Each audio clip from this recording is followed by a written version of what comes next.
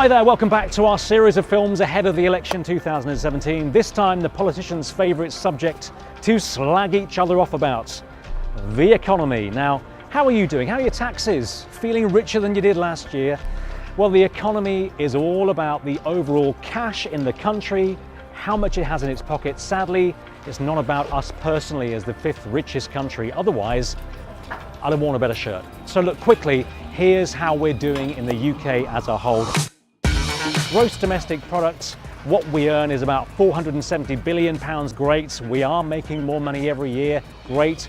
Not very much, about 0.6%, the slowest growth in 100 years. Fine. On the upside, employment is up to almost record levels, but bear in mind that employment obviously reflects unemployment figures. So if you're not able to claim unemployment or disability benefits, the figures go down.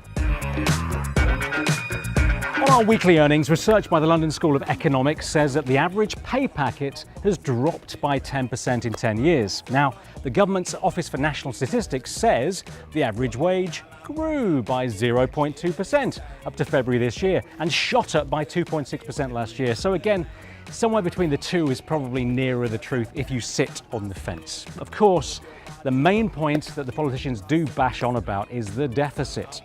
And you can see here, based on government figures, the deficit hitting during the financial crisis when the government then bailed out the banks. Then a steady climb back towards the black since 2010. Fine.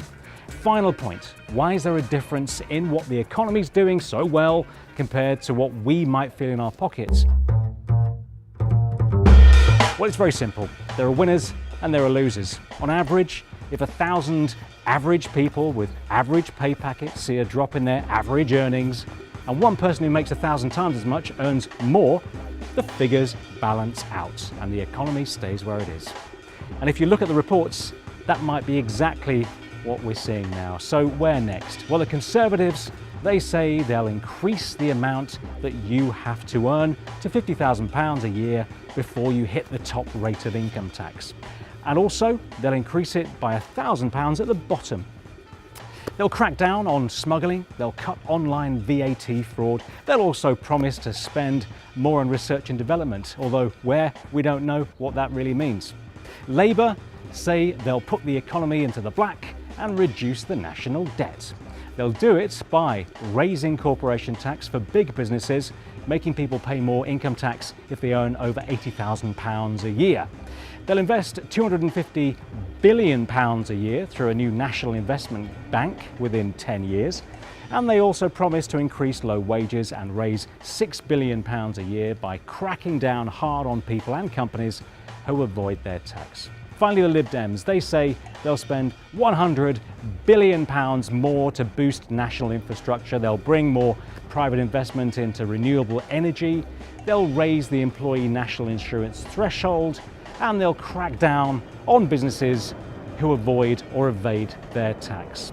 Finally, they'll create a startup allowance for new businesses and look at business rates. You can find out much more on the link here. All of the parties, look, they talk about the economy until they're blue, red, yellow or green in the face. All are promising to play a balancing act, just like I am right here. Only the Conservatives really are carrying on with the current cuts to public services. So it's down to who you believe will make you better off personally. Still, vote on the facts, but do vote. This election will either accelerate the trends we've seen or soften them, but often on the economy, it's a matter of weights and balances. We're done for now. Next time we're looking at housing. Until then, take care, good luck, see you soon.